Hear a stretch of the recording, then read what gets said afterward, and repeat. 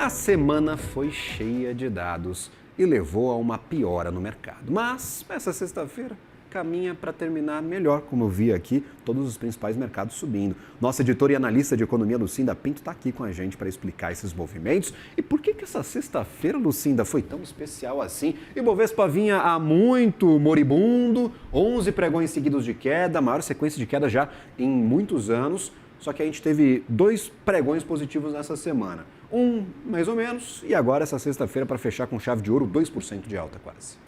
Boa tarde, Gabriel. Boa tarde a todos. Essa semana durou 2 meses, né?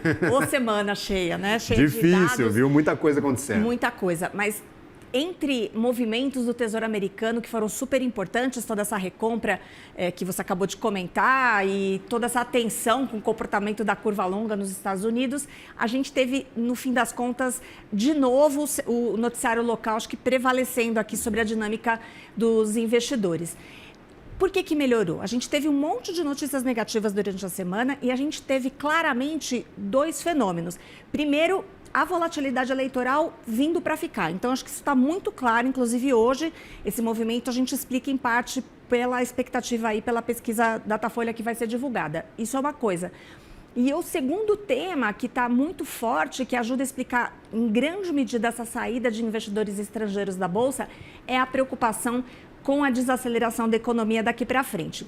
O risco de uma recessão, ele não é o cenário base, mas ele começa a entrar, ele começa a ser observado e considerado pelos especialistas e, inclusive, para aqueles que tinham dinheiro aqui no Brasil. Conversei com alguns gestores, gente de banco grande, que disse que realmente o investidor estrangeiro está expressando essa preocupação de diminuir muito a exposição.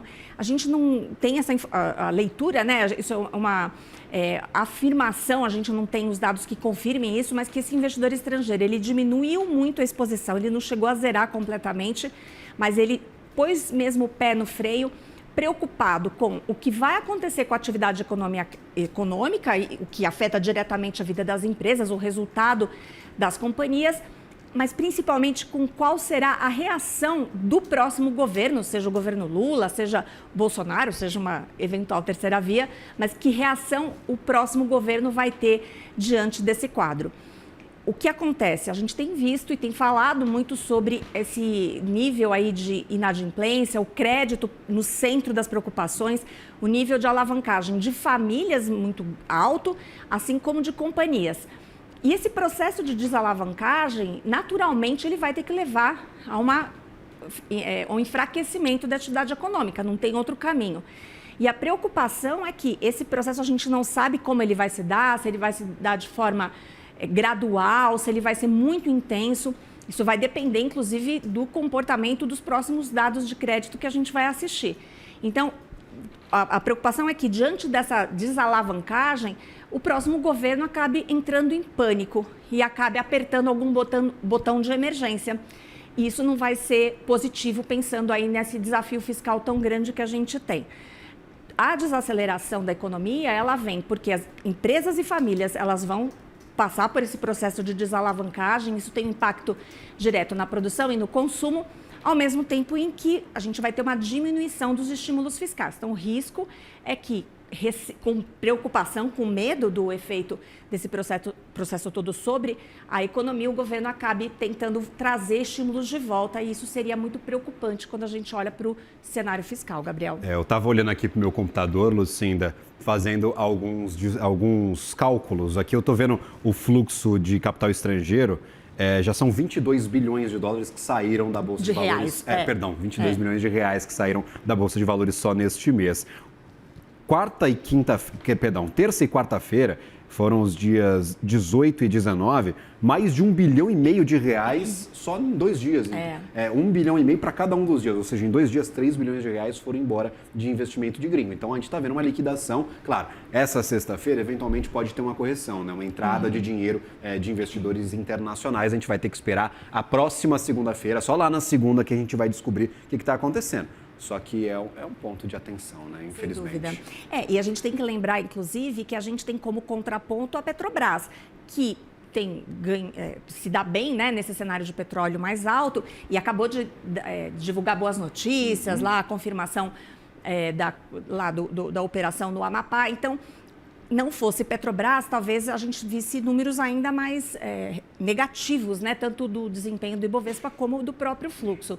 Mas seja como for, o que fica notório, né? O que dá para dizer é que realmente a gente entrou aí num cenário de muita dúvida, de muita incerteza, e aquele investidor estrangeiro que também entrou num movimento que deixou a gente surpreso, né? Quando teve aquele fluxo que, no auge, ali em abril, superou 60 bilhões de reais, né? De entrada, de né? entrada, a gente explicava, a gente conseguia ter ali uma narrativa coerente, mas a verdade é que esse dinheiro veio meio do nada também, né? Sem uma...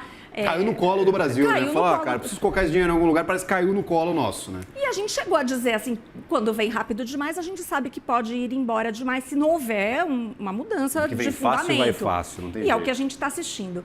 Então, esse é o ambiente, né? E eu queria trazer um pouco, então, essa questão da eleição, que claramente o mercado começa a reagir de forma mais nítida, né? Fica mais evidente a reação do mercado.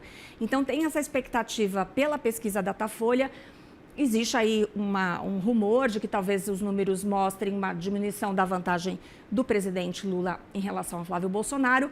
E também existe uma coisa que está, de alguma forma, ajudando os mercados hoje, esses rumores de que o governo teria entendido a necessidade de um ajuste fiscal. Então, a ideia é que o Dorigan conseguiu convencer o presidente Lula de que é preciso realmente fazer um ajuste fiscal. Isso conversa muito com as informações que circularam essa semana de que o ministro Dorigan estaria fazendo contato com alguns grandes nomes, ex-integrantes do Ministério da Fazenda ou do Banco Central.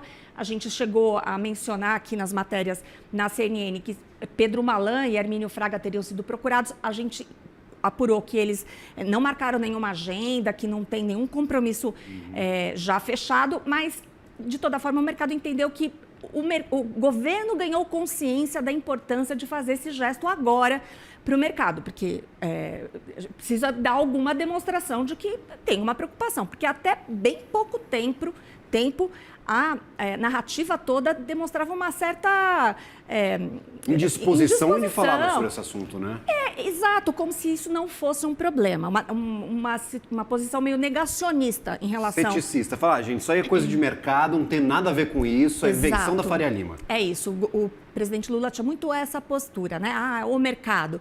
E agora parece que ficou claro que é preciso fazer um gesto, porque os preços de mercado vão impactar muito negativamente a economia, inclusive a esse processo eleitoral. Então, isso é uma boa notícia. Então, isso ajuda um pouco a dar um alívio. Se é verdade ou não, que caminho, a gente já tem falado bastante sobre isso, que caminho será adotado, a gente não sabe. Mas acho que é muito bom a gente constatar o quanto o mercado reage bem quando tem um sinal positivo também, né? Como o mercado responde.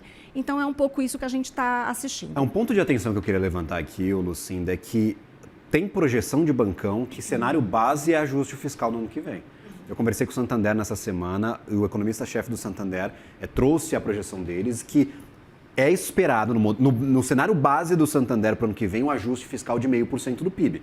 Então já está na projeção do mercado. Agora, quão provável será essa projeção ser atingida, a gente vai sentir talvez nas indicações dos dois candidatos, né? O mercado acredita que não tem para onde correr, que ano que vem vai precisar de um ajuste fiscal. Claro, para a política cabe tudo, né? Pode ter ou pode não ter, mas o mercado ainda tem esperanças, expectativas de que, sendo um governo ou outro, há necessidade de algum corte fiscal que aconteça no ano que vem.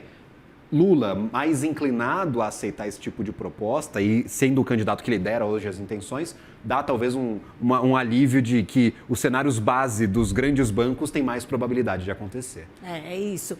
Eu acho que o que as pessoas entendem é que não tem como escapar, porque senão vai se tornar inviável. Será impossível não enfrentar esse ajuste fiscal, que a gente ouve muito essa história. Ou vai ser de uma forma ordenada, então com uma proposta, uma implementação organizada, ou então a gente vai assistir a uma recessão junto com a inflação, uma situação que vai forçar o governo a fazer alguma coisa, que a gente espera que não seja esse cenário. E por que é uma boa notícia toda essa conversa de Lula aceitando eventualmente, né? É um boato, a gente não tem nada da boca dele, nada confirmado nesse sentido, mas de que o Lula estaria aberto a discutir esse ajuste fiscal e nomes liberais estariam sendo colocados ali como procurados, né?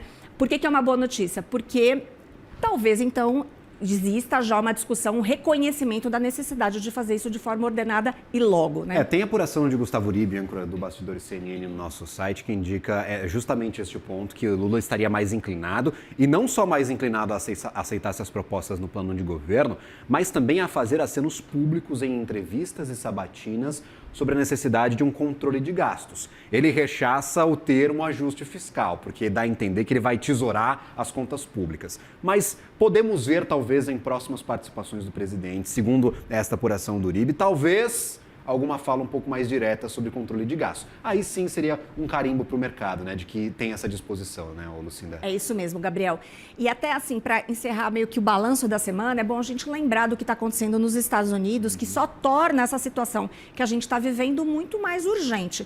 Então, esse movimento de alta dos juros de longo prazo, que acontece por uma série de razões, pelos próprios problemas fiscais dos Estados Unidos, que não são pequenos, pela concorrência com a emissão de dívida pelas grandes companhias de IA, pelo custo de investimento, né, em ferramentas de inteligência artificial. Então, esse ciclo de investimento para produtividade por meio de IA, ele representa um gasto, um investimento muito alto que naturalmente provoca um aumento da curva de juros, um aumento da inclinação. E a fala de Kevin Warsh a respeito de como ele vai fazer para alcançar ali a meta de inflação, que tem levado o mercado a achar que ele será um pouco condescendente com a inflação, né? Então, esse conjunto de coisas, ele fez a curva de juros inclinar mais, os juros longos subirem, levou o Tesouro americano essa semana a fazer uma recompra de títulos, isso deu uma acalmada pontual, mas o que todo mundo entende é que essa pressão não acaba agora, que vai prosseguir. Inclusive porque tem uma coisa curiosa que é o seguinte: o Tesouro americano está fazendo o inverso do que o Kevin Warsh tem pregado, que é deixar o mercado se ajustar, não haver tanta recompra de títulos, não haver intervenção, de forma que os preços de mercado expressem mais claramente como está o cenário. Isso ajudaria o Fed a atuar. Então, a gente está vendo ali também uma briguinha, né? uma posturas diferentes, né? E isso deixa o mercado também mais propenso a exigir prêmio de risco. Então, juros de longo prazo nos Estados Unidos acima de 5% são uma péssima notícia para um país que precisa se financiar. Então, porque afinal de contas a gente está falando do juro livre de risco, né? Que são os treasuries. E de um déficit de 2 trilhões por ano. É isso. Dinheiro. É dinheiro para dar, né? Imagina pegar 2 trilhões emprestado por ano pagando 5% de juros.